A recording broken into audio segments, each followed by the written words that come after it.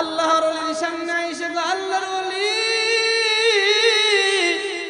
পেটে ক্ষুধা লাগছিল, ক্ষুধা নিবারণ করলেন।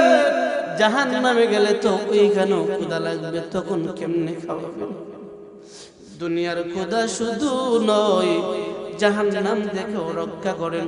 হাত বাড়াইলাম, কালিমা পড়ায় মুসলমান বানায় দেন। এ যুবক ভাই, উনাদের ব্যবহার যদি এত সুন্দর হয়, না জানি ইউনুস নবীর ব্যবহারটা লঞ্চে কত সুন্দর ছিল। রহমাতুল লিল আলামিন।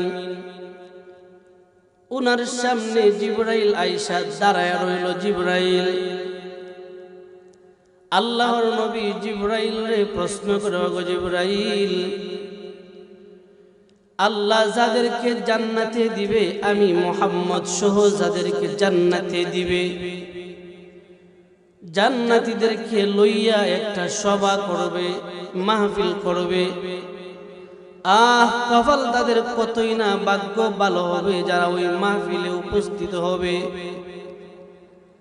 ও জিবরাইল, ওই মাহফিলের সভাপতি হবে স্বয়ং আল্লাহ।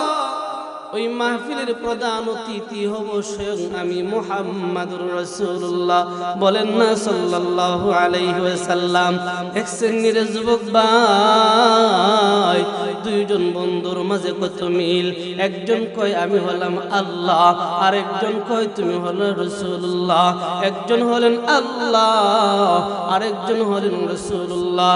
একজন বলেন আমি হলাম রব্বুল আলামিন, আর একজন কয় তোমারে বানাইলাম রহমাতুল লিল আলামিন। জিবরাইল, বুঝতে অসুবিধা আপনার? ওই মাহফিলের সভাপতি হবে আমার আল্লাহ।